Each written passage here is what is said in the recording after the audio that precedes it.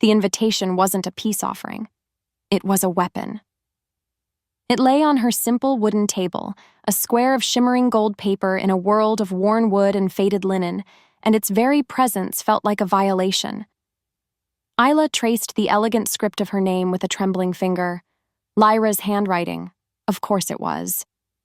Each perfect loop was a tiny, smiling knife aimed right at her heart, her royal mating ceremony. The words swam before her eyes, because of course her sister wouldn't just find a mate. She would secure a high-ranking one and ensure the entire kingdom knew about it. Maybe it was fate that the courier had arrived on the anniversary.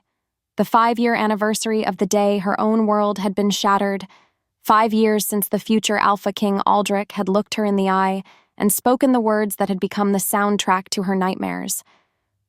I reject you. Just that. No explanation. No remorse. His eyes, the color of molten gold, had been cold as stone. He'd turned and walked away, leaving her soul to bleed out on the palace floor. So she had run. She'd fled back to the quiet obscurity of Silverwood Creek, a town that smelled perpetually of pine sap and damp earth, and she'd built a life from the broken pieces of herself. A quiet life, a lonely life, but it was hers. But then this invitation arrived, a gilded mockery of everything she'd lost. Her wolf, a restless spirit she'd kept chained in the depths of her soul for years, paced and snarled within her. It remembered him. Oh, it remembered everything. The scent of him, like storms and ancient forests. The impossible pull of the mate bond, a string she felt had been brutally severed, yet still twitched with phantom pain. Her first instinct was to burn it, to watch the gold paper curl into black ash and pretend it never came. But then she pictured her sister's face, that smug, pitying smile. Lyra, who had always been prettier, more charming, more suited for the glittering world of the court. Lyra, who saw Isla not as a sister, but as a cautionary tale. That's what happens when you're not good enough. The unspoken words hung in the air between them for years. Deep down, she knew the truth. She couldn't hide forever. Hiding meant Lyra won. It meant he won. It meant they had successfully broken her. A growl rose in her throat, low and feral. No, not this time. She wouldn't be their tragic story anymore. She would go to that ceremony, not because she wanted to, but because she had to. She would walk into that glittering hall with her head held high, and she would show them all. Her sister, the whispering court, and the king who threw her away. That she had survived. In fact, she would make sure her survival looked effortless, because that was the only way to truly twist the knife. She stood up, the chair scraping against the floorboards. In that moment, her fear was a cold, hard knot in her stomach, but something else burned hotter. Defiance. She walked to her small, scarred wardrobe and pulled open the doors. It was time to find something to wear to a king's party. The irony was so bitter it almost made her laugh. Before the words left her lips, she whispered to her reflection, a promise that felt like a prayer. You will not break me again. The throne was cold. It was always cold. Aldrich felt the chill seep through his formal black tunic, a constant reminder of the isolation of his crown. Before him, on a polished obsidian table, lay a stack of reports. Pact disputes in the north, trade negotiations with the southern clans, and on top, a thin, unassuming file that made his heart clench like a fist. It was a report from his spy master, detailing the travel itinerary of a single she-wolf from Silverwood Creek. Her name burned on the page. Isla, his beta gunner, a mountain of a wolf with a granite jaw and more loyalty than sense, stood beside him. The council is growing impatient, Aldrich, Gunner rumbled, his voice low. They have presented a list of suitable mates, daughters of alphas, politically advantageous matches. You cannot ignore them forever. The kingdom needs a Luna. Aldrich didn't even glance at the other, far thicker file containing the so-called suitable mates. He had scanned it once, a blur of pretty faces and powerful bloodlines, and not one of them held a flicker of the fire he'd seen in Isla's eyes. Not one of them was the other half of his soul. "The kingdom will have its Luna," Aldrich said, his voice a flat, cold command that left no room for argument. The silence stretched. Truth be told, every day for 5 years had been a special kind of hell. He had relived that moment in the garden 1,000 times. The look of utter devastation on Isla's face as he spoke the words that had felt like acid on his tongue. He had to do it, because the alternative was unthinkable. The spy master's original report had been clear. A faction of ambitious, power-hungry elders calling themselves the Stone Council saw his fated mate, an unknown girl from a provincial pack, as a weakness, a pawn to be removed from the board before she could even be played. They had planned to kill her, to sever his power at its source before he could even ascend the throne. So he'd made an impossible choice. He'd shattered her heart to save her life. He'd worn the mask of a cruel, indifferent monster, because her hatred was a shield that would keep her far away from the vipers in his court. It was a choice that had cost him his happiness, his peace, and the only woman he would ever love. "Is she ready?" Gunnar asked, his voice softer now. He was the only one who knew the full truth. "She is alive. She is coming. That is all that matters," Aldrich stated. He stood, the heavy weight of his crown pressing down, and walked to the towering window overlooking the citadel. His city, his kingdom, his prison. "My only mistake was thinking I could live without her. This time, there will be no rejection. There will be no retreat." What's worse, the Stone Council was still out there, their whispers slithering through the cracks of his court. They were patient. They were watching, which meant his plan had to be perfect. Without warning, his wolf pressed against his skin, a restless surge of power and possession. It wanted its mate. After 5 years of starvation, it would not be denied again. He turned back to Gunnar, his golden eyes blazing with an intensity that made even his beta take an involuntary step back. "Double the guard on the perimeter. I want your best men watching every shadow. When she steps into this palace tonight, she will be the most protected person in this kingdom." He paused, his voice dropping to a low, dangerous growl. "Because this time, if they want to get to her, they will have to crawl over my dead body to do it." The Bloodstone Citadel wasn't just a palace, it was a monument to power. It rose from the earth like a jagged black fang, all sharp towers and blood-red banners that snapped in the wind. Stepping into the grand hall was like being plunged into a sea of light and sound. The air was thick with the cloying scent of 100 different perfumes, the rich aroma of spiced wine, and the low, constant hum of aristocratic chatter. Crystal chandeliers, each one the size of a carriage, hung from the vaulted ceiling, casting a dazzling, almost cruel light on the courtiers below. Her simple gown of deep forest green felt like a peasant's rags amongst the glittering silks and jewels. With every heartbeat, she felt 100 pairs of eyes on her.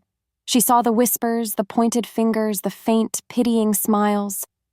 There she is, the one the king rejected. Her name hung in the air, a ghost at her own sister's party. Then she saw her, Lyra. She was a vision in a gown the color of liquid silver, her arm linked with a tall, handsome wolf whose powerful scent screamed alpha. He had cold, assessing eyes. Lyra glided towards her, her smile a perfect, polished lie. "Isla, you came." Lyra's voice was like honey laced with poison. "I was so worried you wouldn't. It's been ages. You look, well, very rustic."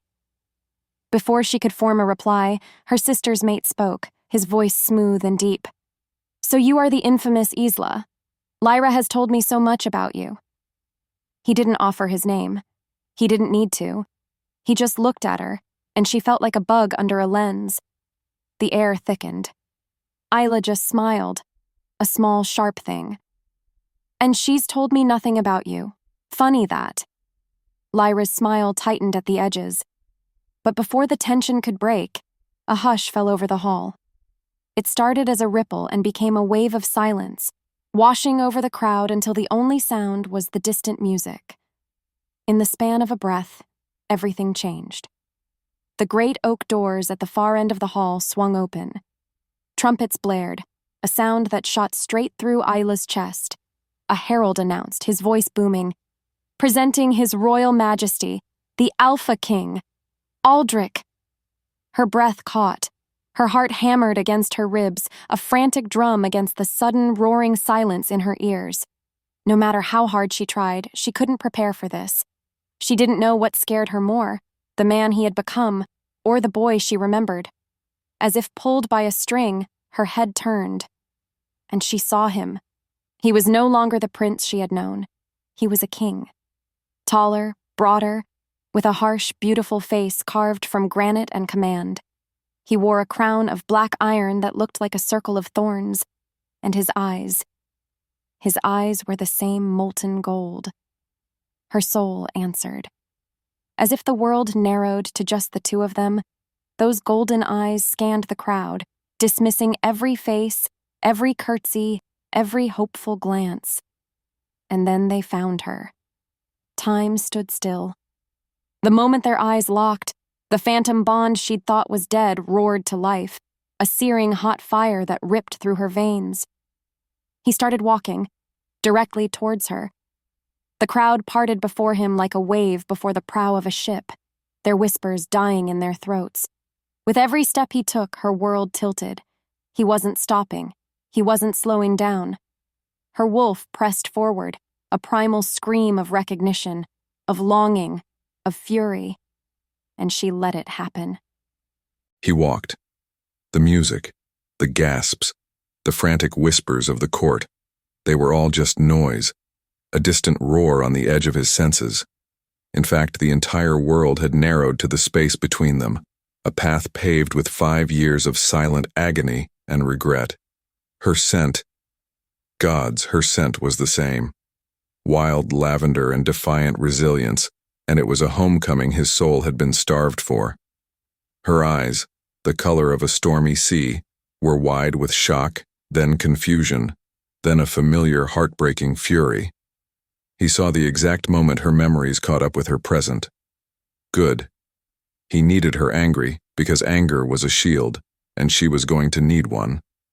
With every step he took, his wolf surged, a triumphant beast finally breaking its chains. It didn't care about the politics, the traitors in the shadows, or the kingdom. It cared only about her. Mate. Ours. Finally. Without another word, he reached her. He saw her sister, Lyra, standing beside her, a smug smile turning to slack-jawed disbelief. He ignored her completely. He ignored her pompous mate. He looked only at Isla.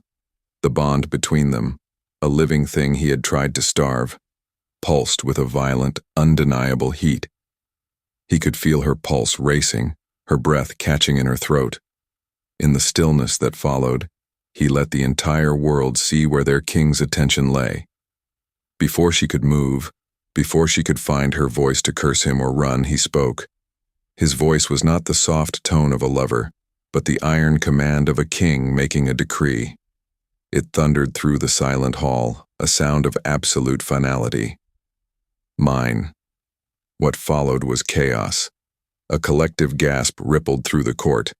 Guards, his personal honor guard who had been waiting for his signal, moved with swift, silent efficiency. They formed a circle around them, a wall of black and silver steel, separating them from the stunned crowd. Isla flinched, her eyes darting around like a trapped animal. He saw the fury in her eyes ignite into a blazing inferno. That was fine. He would rather burn in her fire than watch her die in the shadows. He gave a sharp, almost imperceptible nod to the captain of the guard. Escort her to the royal wing, now. The captain bowed. Your Majesty. He watched them lead her away, watched her struggle for a moment before the sheer impossibility of her situation sank in. More importantly, he watched the faces in the crowd. He saw the shock, the outrage, and on a few select faces, the faces of the Stone Council, he saw a flash of pure, unadulterated fury. They understood the message. Their pawn was no longer in play. She was now the king's personal property, under his direct protection. The game had just changed. As her name hung in the air, he knew he had just painted a target on his own back, but he didn't care. At least this time she was behind him. The world tilted. One word, one possessive, arrogant word, and her entire life was ripped from her hands all over again. Mine. As if she were a trinket to be claimed, a prize to be won. The shock was a physical blow, stealing the air from her lungs. Then, the guards were there. Tall, faceless men in black steel, surrounding her, their presence a suffocating cage. Her body moved on instinct, a desperate flinch to get away, but their circle was absolute. She saw Aldrich give the order, his face an unreadable mask of stone. Panic, cold and sharp, clawed at her throat. No. The word was a choked gasp. You can't do this. But they were already moving her. She was being swept through the stunned crowd, a prisoner in a sea of silks and jewels. Her gaze locked with her sister's across the widening gap. The shock on Lyra's face had been replaced by something else, a flicker of dark, satisfied triumph. In that moment, Isla knew. Lyra hadn't invited her here for a reunion. She'd invited her for a spectacle. This was the ultimate humiliation, and her own sister was savoring it.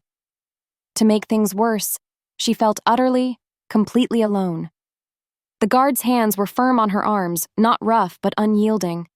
They propelled her out of the great hall, through a labyrinth of opulent corridors where portraits of long-dead royals watched her with cold, painted eyes. Every tapestry, every gilded statue, screamed of a world she didn't belong in, a world that was now her prison. "Let go of me! Where are you taking me?" she demanded, her voice trembling with a rage that was barely holding back terror. The guards said nothing. Their silence was more terrifying than any threat. Eventually, they stopped before a set of massive, ornate doors carved with the royal crest, a snarling wolf entwined with a thorny rose.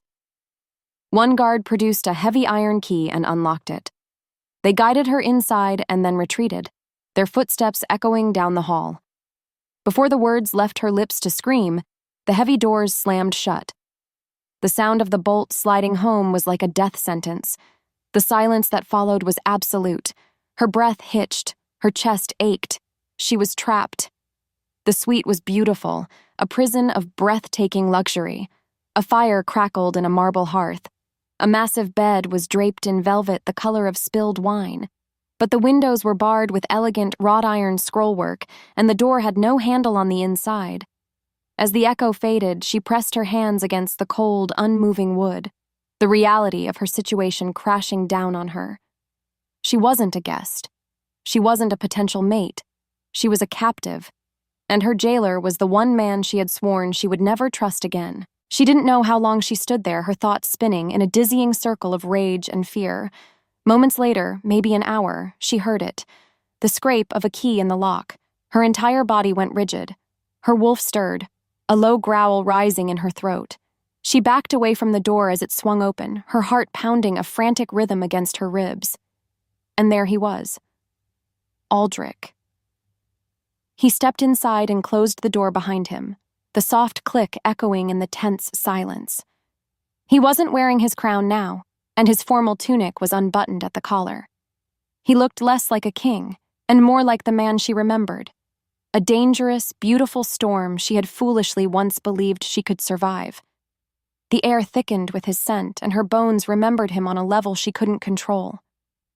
What is the meaning of this? Her voice trembled, but she forced it to be sharp. You can't just claim me. You don't have the right. He watched her, his heart a dull, aching weight in his chest. She was magnificent. Her sea-green eyes blazed with defiance, her chin was lifted, and her whole body thrummed with furious energy.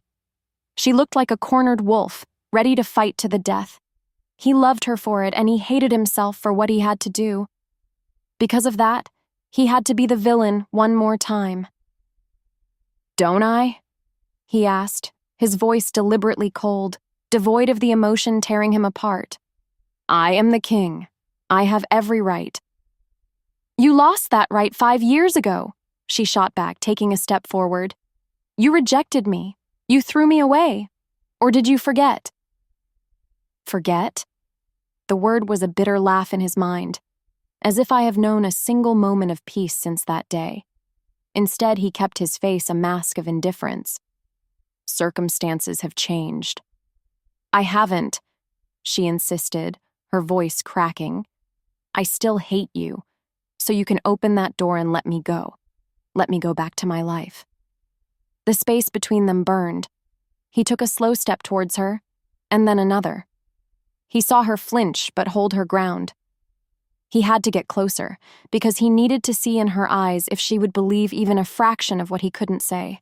He stopped an arm's length away. I can't do that, Isla. It's not safe for you out there.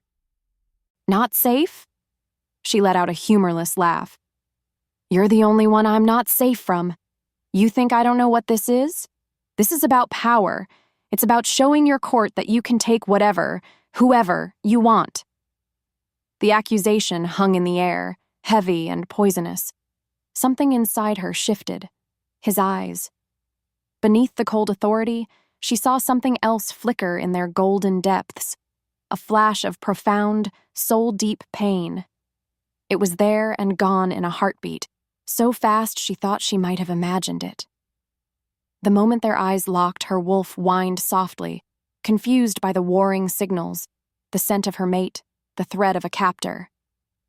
You rejected me once, she whispered, the words tasting like ash. You don't get to claim me now. Let me go. He looked at her, and the mask of the king fell away for just a second, revealing the man beneath, burdened and haunted.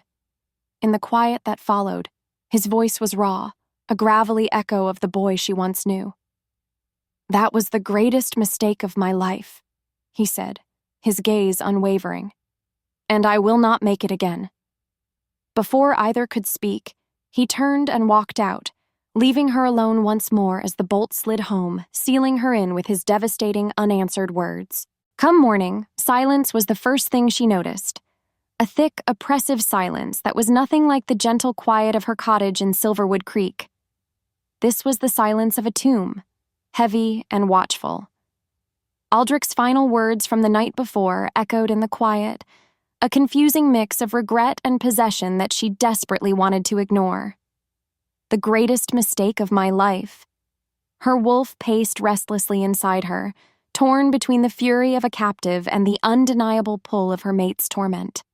But then, she decided she would not be a passive prisoner. She would not wait in this beautiful room for him to decide her fate. So, when a servant girl arrived with a breakfast tray and a message that the king had granted her access to the Royal Wing's library and the Northern Solarium, she was suspicious. Still, it was a reprieve. Despite that, she knew this wasn't freedom. It was just a larger cage. Yet, she accepted, because a larger cage was still better than a small one. With every heartbeat, she felt the weight of the citadel as she walked the corridors, always flanked by two silent, hulking guards. The palace wasn't just stone and tapestries, it was alive with whispers. Courtiers in rustling silks would fall silent as she passed, their eyes following her with a mixture of pity and contempt. She could feel their judgment like a physical touch, cold and sharp. They saw her as a provincial nobody, a flaw in their perfect, glittering world.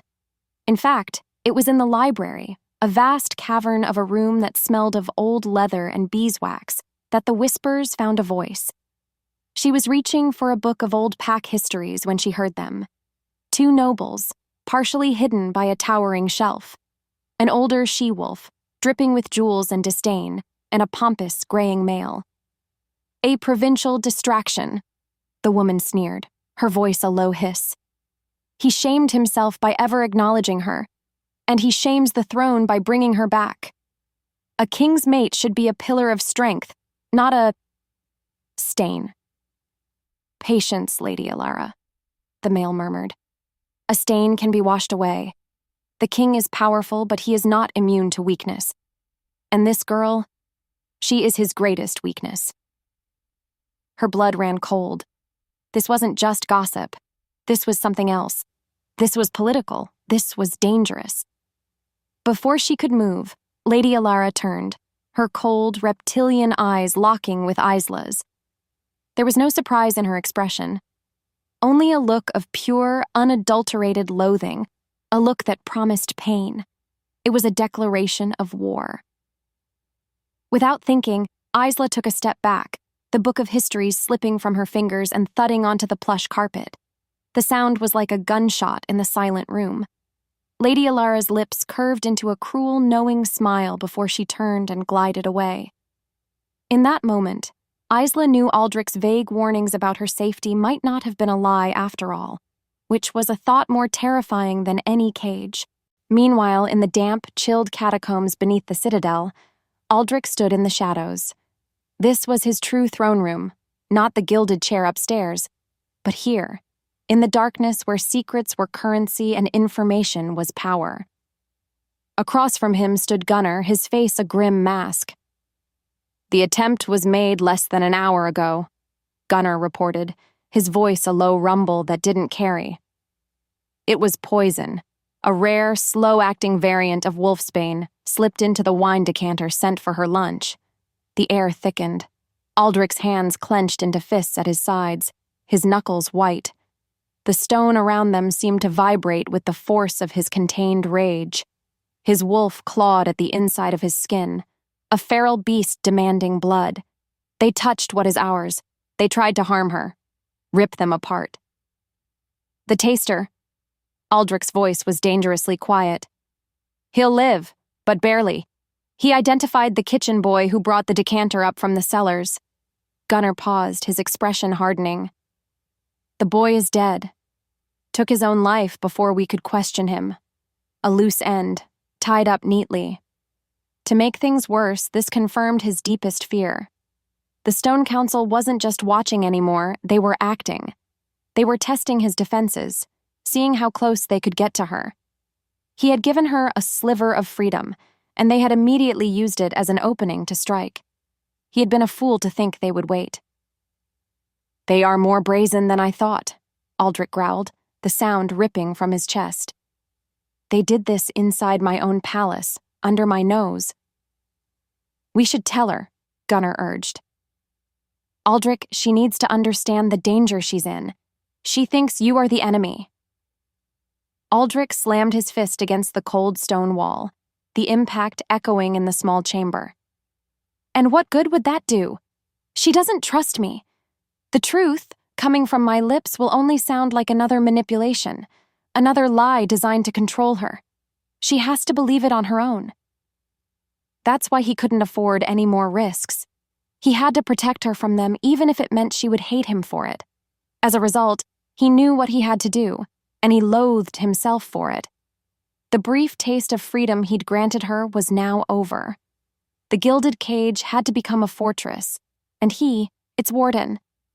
He turned to Gunnar, his golden eyes burning with cold, merciless fire. "Restrict her to her suite. Double the guards at her door, and you will tell her nothing." The only way to keep her alive was to become the monster she already believed him to be. She was still reeling from the venom in Lady Alara's eyes when the guards appeared. They found her in the solarium, a beautiful glass room filled with wilting winter roses. Her heart skipped a beat. Their faces were impassive, their posture rigid. "The king has requested you return to your suite, my lady," one of them said, his voice polite but leaving no room for argument. "Requested?" Her voice trembled with a sudden cold dread. "Or commanded?" The guard just looked at her. That was answer enough. Moments later, she was standing once more in the opulent suite, the heavy thud of the door locking behind her a sound of finality. Panic, sharp and suffocating, clawed at her.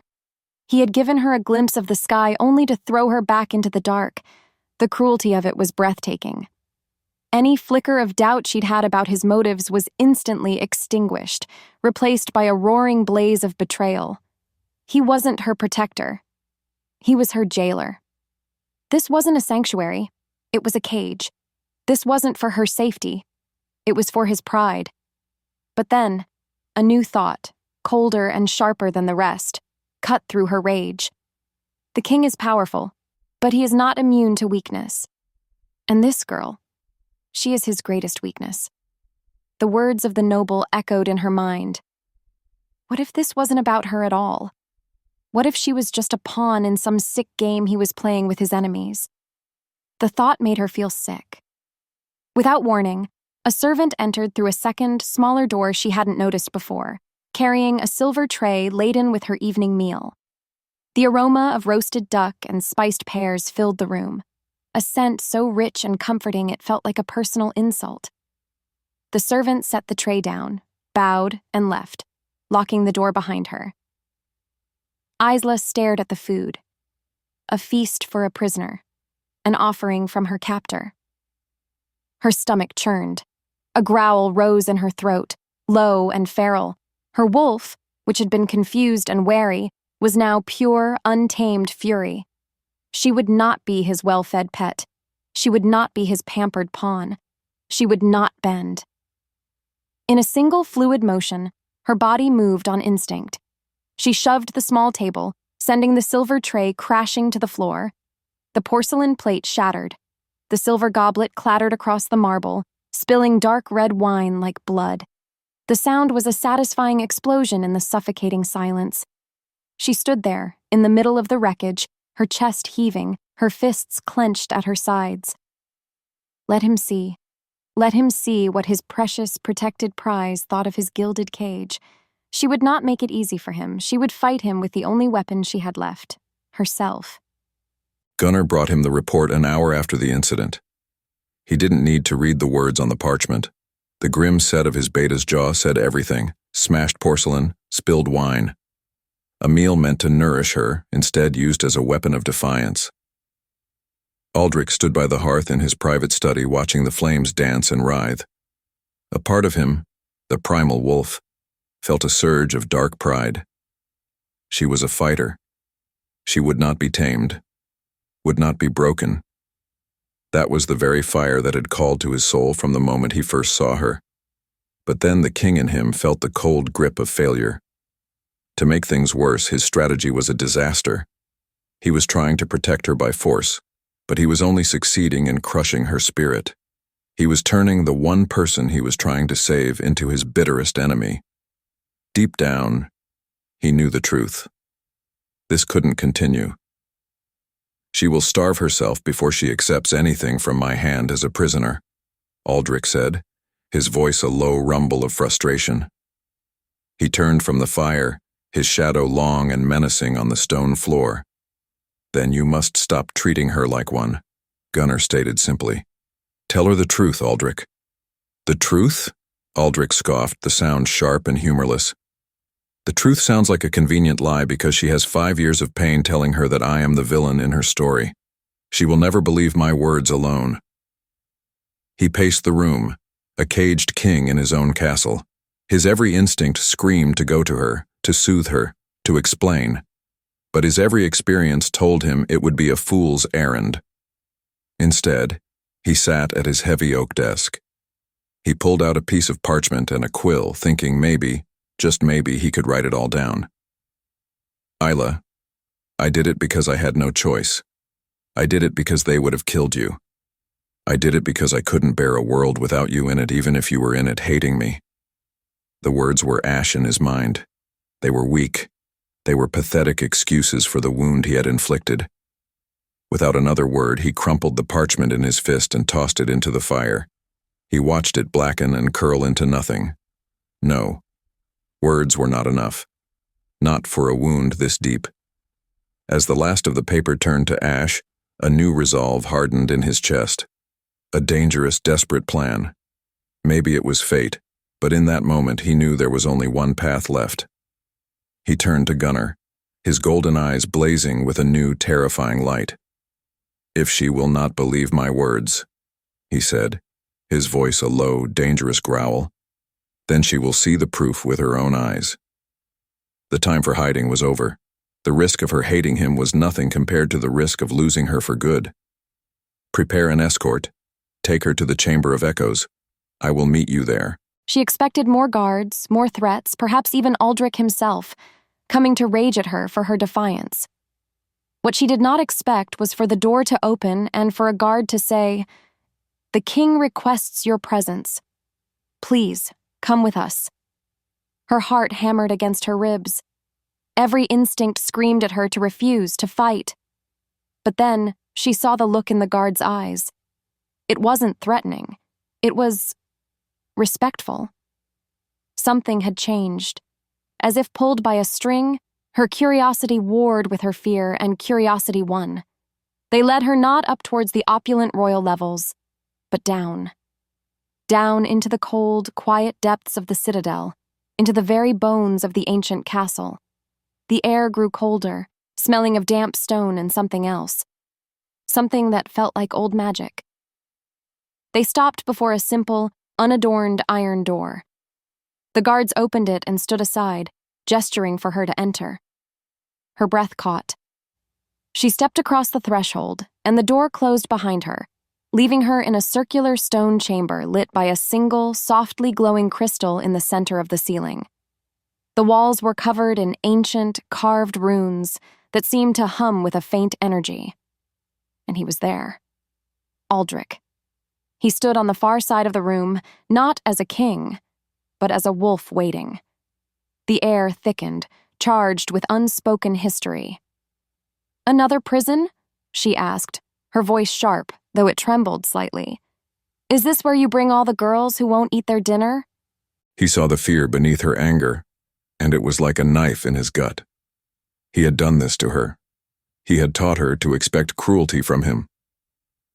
"This is not a prison, Isla," he said, his voice softer than he intended. "This is a sanctuary, a place of truth. The wards on these walls prevent any lie from being spoken." Her eyes widened slightly, a flicker of disbelief. He gestured to a stone pedestal near the center of the room. On it lay 3 objects: a small, intricately carved dagger with a blackened hilt, a sealed vial containing a dark, viscous liquid, and a rolled-up piece of parchment, yellowed with age. "You demand answers," he said, his voice raw. "You've earned them. But the story doesn't begin tonight. It began 5 years ago." He picked up the dagger. "The night I rejected you, my royal guard intercepted an assassin near your family's home in Silverwood Creek. This was his weapon. It bears the mark of the Stone Council, a faction of elders who believed a fated mate from a minor pack would weaken my claim to the throne." He then pointed to the vial. "And this is the poison my food taster discovered in your wine just yesterday. A message from the same people." Her thoughts spun. It couldn't be. It was a trick, a lie, a grand manipulation. She opened her mouth to say so, to scream it at him. But then he unrolled the old parchment. It was a map of Silverwood Creek, with her cottage circled in red. Several routes were drawn to it, marked with patrol times and guard rotations. It was an attack plan. The room felt unreal. Her world tilted on its axis. "Why?" she whispered, the single word a breath of pure confusion. He finally looked at her, and the mask was gone. His golden eyes were filled with 5 years of torment, of guilt, of a devastating sorrow that mirrored her own. "Because they were going to kill you," he said, his voice cracking. "They were going to murder you in your sleep to get to me. I had 2 choices. I could start a civil war by accusing them with no proof, a war that would have torn the kingdom apart and still might not have saved you. Or I could make you hate me." The silence roared in her ears. "I could push you so far away that you would never want to set foot in this city again. I could make you so angry you would build walls around your heart that no one, especially not them, could ever breach." He took a hesitant step towards her. "You thought I was cruel," he whispered, the sound raw with pain. "I chose for you to hate me, rather than attend your funeral." In a single heartbeat, the world shifted. The carefully constructed narrative of her life, the story of a girl who wasn't worthy, who was thrown away, shattered into a million pieces. The pain was still there, a deep, familiar ache, but now it was twisted with a new, horrifying grief. The truth didn't heal the wound. It just gave it a new, more tragic name. He hadn't abandoned her. He had sacrificed her. And himself. She didn't remember the guards escorting her back to her suite. She moved in a daze, the echo of Aldrich's words a deafening storm in her mind. The beautiful room was no longer a prison, not really. It was a crucible, a place where the girl she had been for 5 years was being burned away, and she had no idea who would be left in the ashes. The smashed plate was gone. The spilled wine had been cleaned. Everything was pristine, as if her desperate act of defiance had never happened, but she was not the same. She sat on the edge of the ridiculously soft bed, her hands trembling in her lap. I chose for you to hate me, rather than attend your funeral. The words played over and over. Every cold look, every harsh word, every memory that had fueled her anger for half a decade was now recast in a terrible, new light. It wasn't cruelty she had seen in his eyes that day in the garden. It was agony. He had been breaking his own heart right in front of her, and she had been too wounded to see it. A sob, thick and heavy, clawed its way up her throat, but she choked it down. She had cried enough tears for that boy. She wouldn't cry for the king who had orchestrated her heartbreak. Moments later, a soft knock came at the door. Not the heavy rap of a guard, but something lighter, hesitant. The door opened and Aldrich stood there. He wasn't flanked by his honor guard. He was alone. He looked tired. The weight of his crown, his kingdom, and his secrets seemed to be pressing him into the ground. He didn't step inside.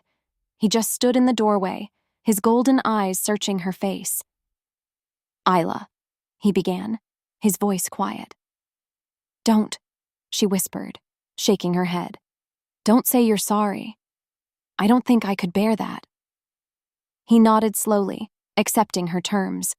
The space between them crackled with everything that had been said, and everything that hadn't. "The Stone Council is still active," he said, his voice low and serious. "The poison was proof of that. They believe you are my weakness.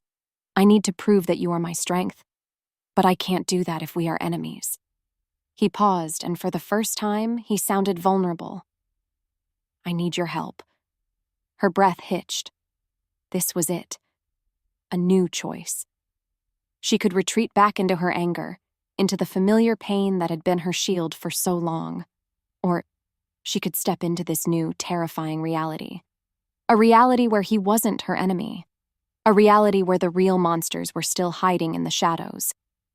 She thought of the sneering face of Lady Alara in the library, the pure, cold hatred in her eyes, the way she had spoken of Isla as a stain to be washed away. She had a face for the enemy now. Isla finally lifted her head and met his gaze. Her voice was steady, clear, and for the first time in 5 years it held no trace of hatred. Only a cold, hard resolve. "Tell me what you need me to do." His private study had become a war room. Maps littered the massive oak table held down by ancient daggers and heavy goblets. He and Gunnar had spent hours poring over them, trying to predict the Stone Council's next move, but it was like trying to map the movements of a ghost. They were everywhere and nowhere. More importantly, Isla now sat at that table with them. She wasn't a prisoner anymore.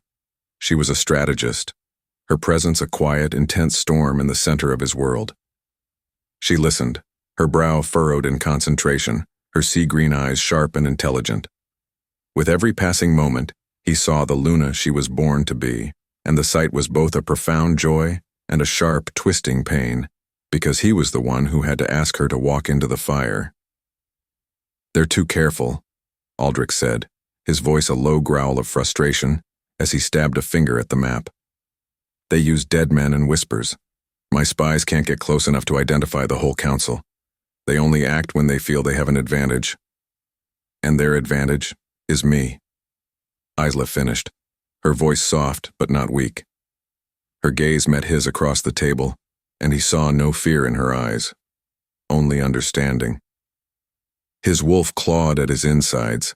Every protective instinct he possessed screamed to lock her away in the highest tower and stand guard himself.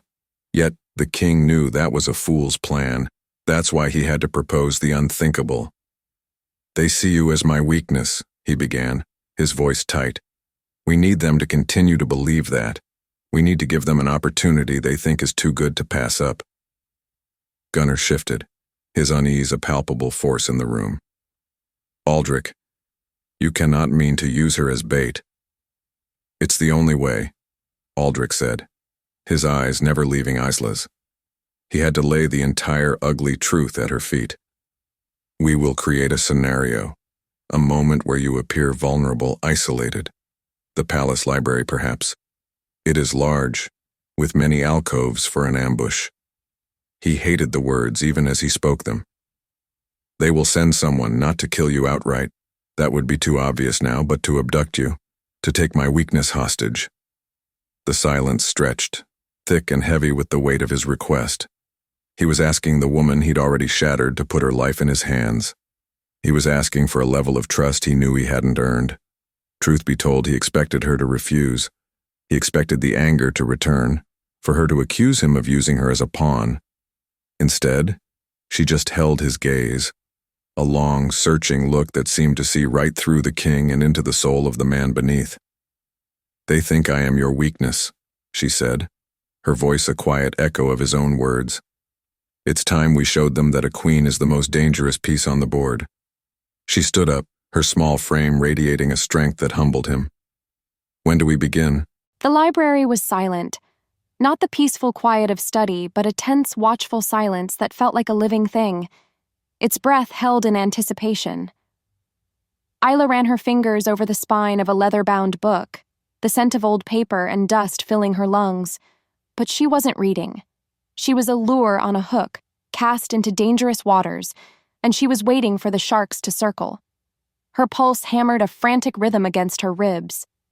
This was real. The whispers, the poison, the hatred in Lady Alara's eyes. It had all led to this. To her, alone in a cavernous room, pretending to be the victim she had once believed she was. As the silence stretched, a shadow detached itself from a far corner. Her heart leaped into her throat.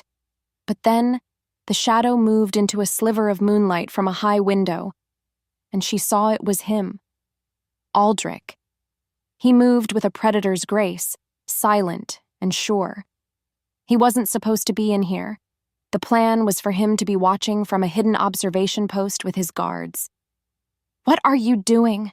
she whispered, her voice tight with panic. "I couldn't stay away," he murmured, his voice a low, rough sound that vibrated through her. He stopped just in front of her, so close she could feel the heat radiating from his body. "This was a mistake. It's too dangerous." "We knew it was dangerous," she countered, though her resolve was wavering under the intensity of his stare. Under the weight of his stare, her entire body hummed with a primal awareness. "I know." His golden eyes were blazing, filled with a raw, desperate emotion that went far beyond strategy or duty. This was the mate, not the king. "But knowing it and seeing you stand here so brave and so alone, I can't bear it." Before she could move, before she could even breathe, his hand came up to cup her jaw, his touch both rough and impossibly gentle. Her breath caught, the air thickened, the tension broke, not with an attack, but with a surrender. As if fate demanded it, he lowered his head and his lips crashed down on hers. It wasn't a gentle kiss. It was a collision. It was 5 years of unspoken pain, of regret, of a bond that refused to die. It was desperate and hungry, and it tasted of sorrow and of fierce, wild hope.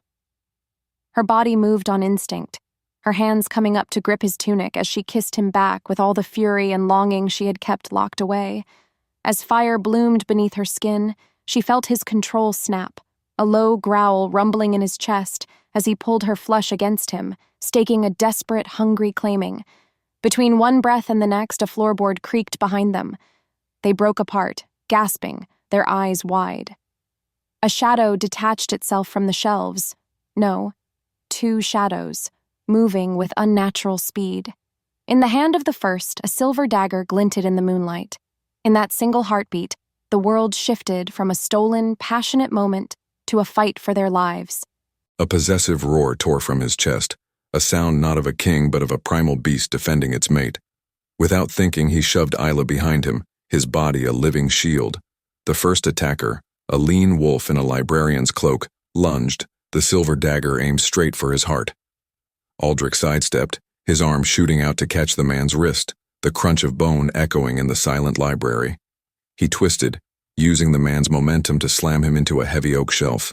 Books rained down around them like heavy, papery hail. While her pulse raced, she saw the second attacker circling around, his eyes fixed on her.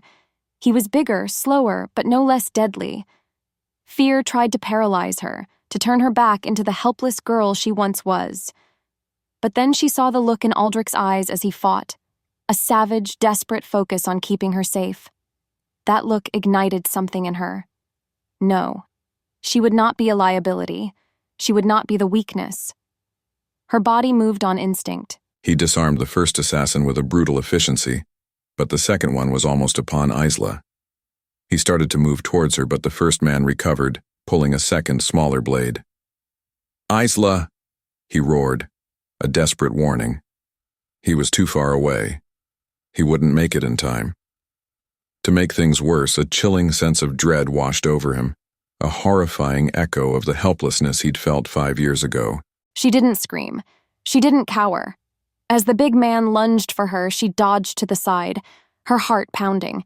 Her eyes darted around, searching for a weapon, for an advantage, and she saw it. A massive, floor-to-ceiling bookshelf, groaning under the weight of hundreds of heavy tomes. Without a second thought, she threw her entire body weight against its side.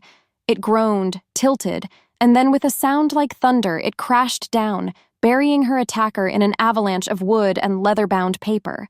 By the time he had subdued the first man, the library doors burst open and his royal guard swarmed in. They found him standing over one unconscious assassin, his chest heaving, while Isla stood, breathing heavily, beside a mountain of fallen books where the second man was groaning, pinned and broken. She had saved herself. She had saved them. The pride that surged through him was so fierce it almost brought him to his knees. He walked over to the captured conscious assassin, who was now bound by the guards. He hauled the man to his feet, his golden eyes burning with a cold, merciless rage. The game of whispers and shadows was over. "This little rebellion of yours ends tonight," Aldrich snarled, his voice a low, deadly promise that echoed in the ruined library. "Now, you are going to tell me the name of every traitor who calls himself a member of the Stone Council." Victory was a coppery taste in the air, the taste of the assassin's blood on his knuckles. He had the man pinned against the cold stone wall of the citadel's deepest holding cell, the torchlight dancing in his captive's terrified eyes. The plan had worked. Better than worked. Isla. She had been magnificent. A queen. A warrior. And now he would get the names. He would tear the Stone Council out by its roots and burn it to ash. "Who sent you?" Aldrich's voice was a low growl, echoing in the small, damp space. "The game is over.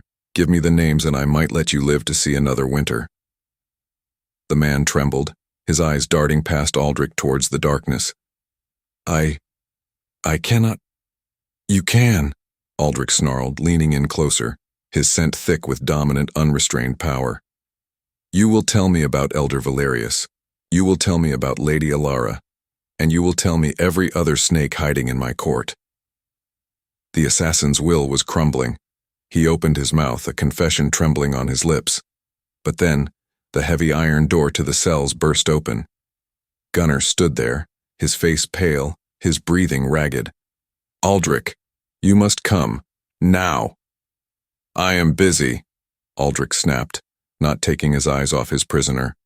"No, you don't understand," Gunnar insisted, his voice laced with an urgency that chilled Aldrich to the bone. "It's Valerius. He's called an emergency session of the court. He's in the throne room and he's accusing you." The words hit him like a physical blow, a trap. The library hadn't been the trap. This was. They had allowed their men to be captured. It was a sacrifice. Because of that, he knew they had a bigger move to play. A checkmate. Without another word, he released the assassin and swept out of the cell, Gunnar at his heels. "Where is Isla?" he demanded. "Waiting for you in the antechamber. She doesn't know what's happening." As he stormed through the corridors, his mind raced. Valerius wouldn't make a public move without a weapon he thought could kill a king. What's worse, Aldrich realized with a sickening lurch, the weapon wasn't a dagger aimed at his heart.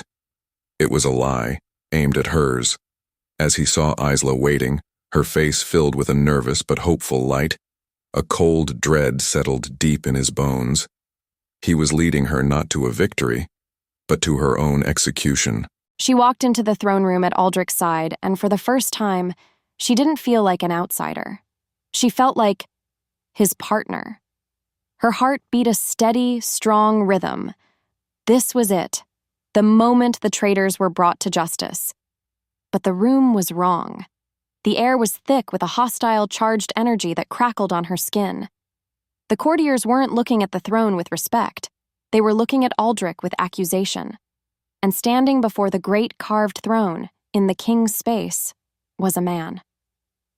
He was old, with a mane of silver hair, and a calm, almost kindly face that made her wolf snarl in distrust. This must be Elder Valerius. Lady Alara stood just behind him, a smug, venomous viper at his heel. King Aldrich, Valerius began, his voice deceptively gentle, yet it carried to every corner of the silent, packed hall. You have brought a disruption into our court, and you have accused loyal members of this council of treason to protect her. They are assassins and traitors, Aldrich's voice boomed, cold as iron, and they will face the king's justice. Oh, I do not deny their actions, Valerius said with a serene, chilling smile. And in that moment, Isla's world began to unravel. I deny their motive. The question is not what they did, my king, but why. He turned his gaze to the court, playing them like a master musician. 5 years ago, this council saw a dangerous path for our then prince. A political entanglement with a girl of no standing, a distraction that threatened his ascension. We saw that it would be a liability that could cost him the crown. He paused, letting the words sink in. Then, he looked directly at Isla, his eyes filled with a horrible, theatrical pity. So we presented our concerns to the prince, and he agreed with us. The words were a physical blow. No. Her thought spun. He knew his duty, Valerius continued, his voice dripping with false praise. He knew this girl would be an anchor on his ambition. So he did what a strong, ruthless future king would do. He cut her loose. He rejected her, not to save her life, but to save his own political future. The silence in the room roared. Every eye was on her, 100 daggers of pity and scorn. And now? Valerius spread his hands wide. Now that his throne is secure, he brings her back. A pretty trinket he can now afford. A trophy of a king who takes what he wants, when he wants it. We acted not to harm her, but to save our kingdom from a king who would put his own selfish desires before his people. The lie, it was perfect. It was a masterpiece of poison, because it was built around a skeleton of truth. He had rejected her. He had chosen his path to the throne over her. The noble sacrifice she had just begun to believe in was twisted into the most selfish act imaginable. Her chest ached. She looked at Aldrich, her eyes begging him, screaming at him, to say it wasn't true, to deny it. But she saw the look on his face, a mask of pure, horrified shock. He was trapped. The lie had him in its jaws, and he couldn't escape. And in his stunned silence, her fragile, hopeful heart shattered all over again. He was drowning. Valerius's words were a tide of filth, and he was sinking in it, unable to breathe, unable to fight. How could he deny it? If he said, "No, I did it to save her," it sounded like a desperate, self-serving excuse. If he said nothing, his silence was an admission of guilt. The council had checkmated him not with steel, but with a story. A story that turned his greatest sacrifice into his most unforgivable crime. He felt Isla flinch beside him, a tiny, almost imperceptible movement, but to him, it was an earthquake. He had lost her. Right here, in front of the entire world, he had lost her all over again. The court descended into chaos. He ordered the guards to seize Valerius, but it was too late.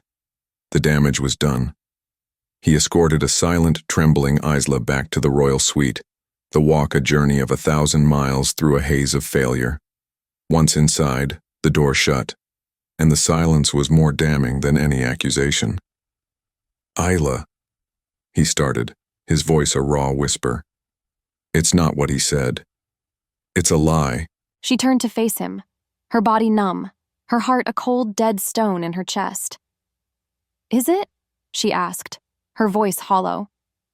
The hope she had dared to feel just an hour ago was so much more painful than 5 years of simple hatred.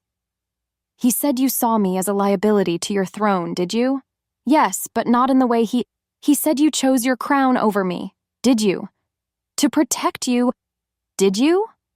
Her voice cracked, a shard of glass. She took a step back from him as if he were on fire. The pain was unbearable. She had been a fool, a stupid, naive fool to believe for even a second that she could be more than a pawn in a king's game. She looked at him, at the desperation in his golden eyes, and she felt nothing but a vast, empty coldness. Her name hung in the air, a question he couldn't answer without damning himself. "Was I just inconvenient?" she whispered, the words scraping her throat raw. Her question was a silver dagger twisting in his soul. He hesitated. He searched for the words, for the magical phrase that could undo this, that could make her see the truth behind the lie. But his mind was a storm of panic and fear. He saw the doubt in her eyes hardening into certainty. He saw the monster she'd always believed him to be staring back at her. And in his panic, he made the final, fatal mistake. His fear for her safety, raw, primal, and absolute, overrode everything else. He reverted to the only thing he knew: control. "I can't let them get to you," he said, his voice turning hard, the king's command returning. "Not while you're like this. Not while they can use your doubts against us." He strode to the door. Her breath caught. No, not again. "You're staying here," he commanded, his back to her. "Where I know you're safe." He didn't see the single tear that escaped her eye and traced a cold path down her cheek. He didn't see the last flicker of hope in her soul die out. He just opened the door, stepped through, and pulled it shut. The sound of the heavy bolt sliding home echoed in the sudden, crushing silence. In that moment, she knew. It was all true. She was his prisoner. She was his pawn. She was his weakness. She slid down the wall to the floor, wrapping her arms around herself. The opulent room was no longer a cage or a sanctuary. It was a tomb, and she was buried alive in it. In the quiet that followed, despair was a physical weight. It was the cold of the marble floor seeping into her bones, the taste of ash in her mouth from a fire that had long since died in the hearth. The tomb was silent. Her hope was dead. Aldrich's final, terrible act of locking her away was the nail in its coffin. He was the monster she'd always feared, and she had been a fool to let his pretty, tragic story seduce her. She wrapped her arms tighter around her knees, making herself small. She wanted to shrink away to nothing, to disappear from this gilded cage and the suffocating pain of his betrayal. Her wolf was silent, a wounded thing hiding in the darkest corner of her soul. But then, as her mind replayed the scene in the throne room for the 100th time, a tiny, insignificant detail snagged, a loose thread in Valerius's perfect poisonous tapestry. "He said you chose your crown over me. Did you?" He had. But Valerius had been specific. Too specific. He had mentioned a secret council meeting where Aldrich supposedly made his cold, political decision to cast her aside. The day before the spring equinox, Valerius had said, his voice dripping with false authority.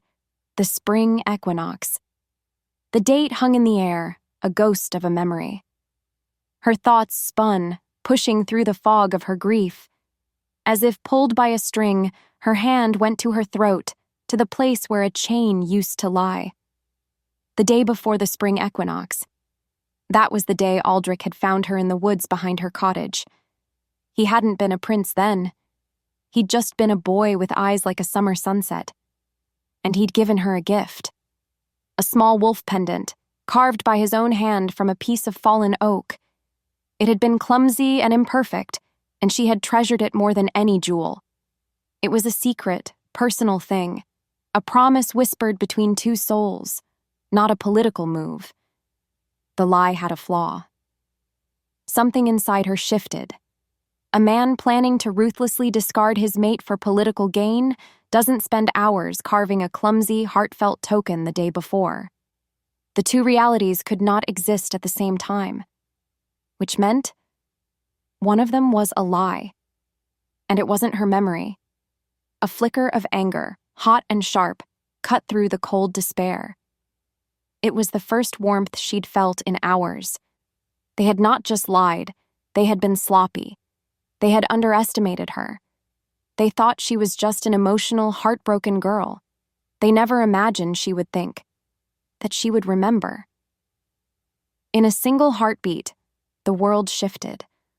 Her grief didn't vanish, but it was forged into something new, something hard and dangerous. Resolve. Her wolf lifted its head, a low growl rumbling in its chest. She stood up, her limbs stiff. She would not wait for Aldrich to save her. She would not be his damsel or his prisoner. She would find the truth herself.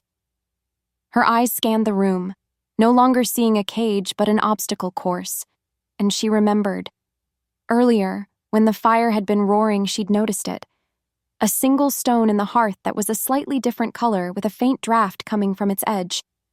Without another thought, she knelt by the cold fireplace and pressed her fingers against the stone. It shifted.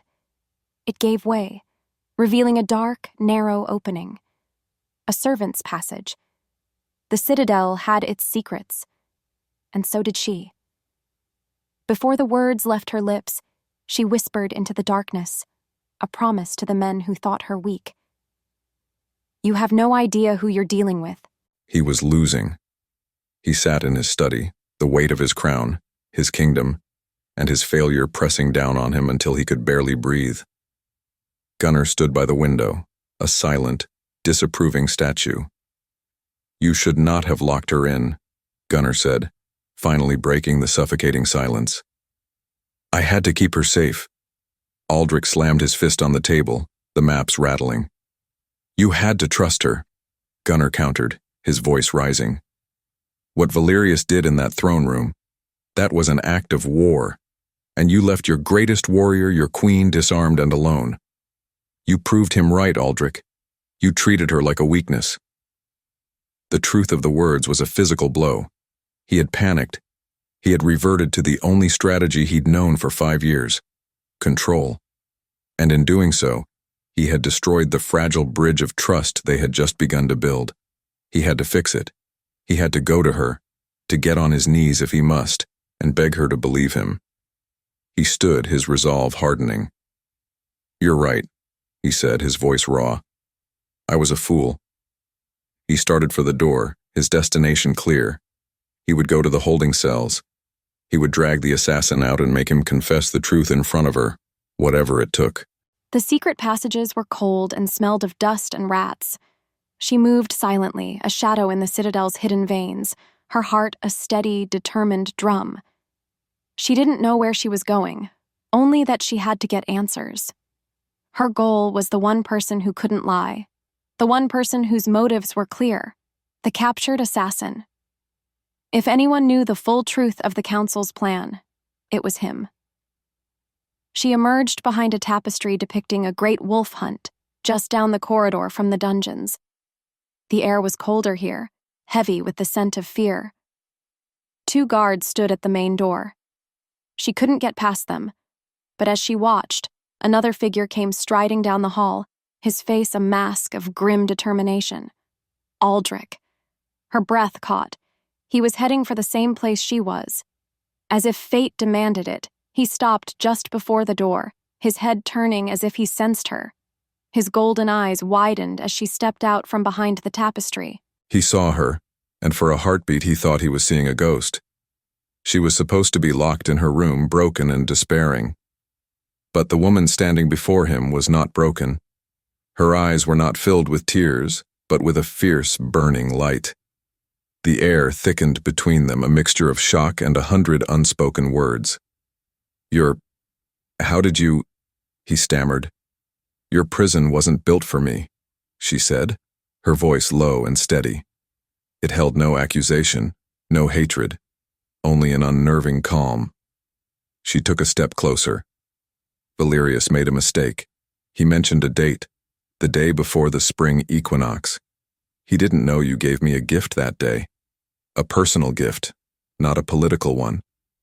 The hope that surged through him was so powerful it almost buckled his knees. She knew. She had seen through the lie on her own. Isla, he breathed, his voice thick with an emotion he couldn't name. The blood moon ceremony is tomorrow night, she said, cutting him off, her focus absolute. That's when they'll make their final move. They'll use the court's doubt to challenge your rule, to declare you unfit, because they think they've proven I am your weakness. She looked him straight in the eye, and the fire in their depths seared his very soul. Tomorrow night, we prove them wrong. Between them, something cracked. The last wall of doubt and mistrust crumbled to dust. In that moment, she was not his to protect. He was not her king. They were partners, a wolf and his mate, united against the pack that sought to tear them apart. They will expect you to hide me away, he said, his mind racing, catching the thread of her unspoken plan. And you will, she replied, a dangerous, beautiful smile touching her lips for the first time. You will confine me to my rooms, just as they expect. And while they are all watching the unfit king, his weakness will be hunting. That night, the eve of the blood moon, the citadel was a coiled serpent waiting to strike. He sat with Isla and Gunnar in the war room, the three of them, the calm eye in the heart of the storm. The plan was terrifyingly simple and utterly brilliant. Valerius and the council would rise during the ceremony's peak to make their formal challenge. They would demand Aldrich produce his chosen mate, expecting him to fail, to prove he was hiding her away in shame. But he wouldn't have to. Gunnar, your loyalists will be positioned here and here, Isla said, her finger tapping 2 points on the schematic of the throne room. She spoke with a calm authority that made his heart swell with pride. She was a natural leader, a born queen. When Valerius makes his move, you let him speak, she continued, her gaze shifting to Aldrich. You let him dig his own grave. And when he demands to see the provincial distraction, that's when I will give him what he wants. Aldrich looked at her, at the fierce determination in her eyes, at the woman who had walked through fire and emerged forged in steel. He had spent 5 years trying to protect the girl she was, but he was completely in awe of the woman she had become. He knew he didn't deserve her trust, but she was giving it to him anyway. As their meeting concluded, and Gunnar left to put the pieces in place, Aldrich reached across the table and took her hand. Her skin was warm, her fingers lacing with his as if they'd never been apart. I was a fool, he whispered, the words a confession he owed her. I should have trusted you. I hurt you again, because I was afraid. She squeezed his hand, her touch sending a jolt of warmth straight to his soul. You were, she agreed softly, but without malice. But we don't have time to be fools anymore, Aldrich. We have a kingdom to save. He stood and walked to a heavy iron chest in the corner of the room. He opened it and pulled out a long, thin object wrapped in oiled leather. He placed it on the table before her. She unwrapped it. It was a ceremonial dagger, its hilt inlaid with a single dark moonstone. It was the traditional weapon of the Luna. He watched as her fingers traced the blade, a silent acceptance of the role she was about to claim. Her world tilted. Something inside her shifted. Tomorrow, he said, his voice a low, solemn vow. The king stands with his Luna. Her eyes met his, and he saw his own fierce devotion reflected there. No, she corrected, her voice soft but unyielding as she picked up the blade, its weight settling in her hand as if it were made for her. Tomorrow, the queen stands with her king. The air in the throne room was electric, a storm about to break. Beneath the blood-red light of the moon filtering through the high stained-glass windows, every shadow seemed to dance with menace. Isla stood hidden amongst the lesser nobles, a ghost in a sea of finery, her hand resting on the cool, reassuring weight of the Luna's dagger tucked into the folds of her gown. Her heart was not a frantic bird in her chest. It was a steady war drum. She was not prey. Not anymore. Tonight, she was the hunter, and the trap was set. Aldrich sat on the throne, a figure carved from shadow and power, his face an unreadable mask. Yet she could feel his tension across the room, a low thrum on the mate bond that now sang between them, clear and strong. He was playing his part, the isolated king, the fool who had chosen a weak mate. Then, as the high priest's chanting reached its crescendo, it happened. Elder Valerius stepped forward into the center of the room, his silver hair gleaming like a crown of frost. He moved with the serene confidence of a man who believed he had already won. As if the forest watched, the entire court fell silent, their attention fixed on him. "My king," Valerius began, his voice a silken, venomous thing. "On this most sacred of nights, we are bound by tradition to secure the future of our people.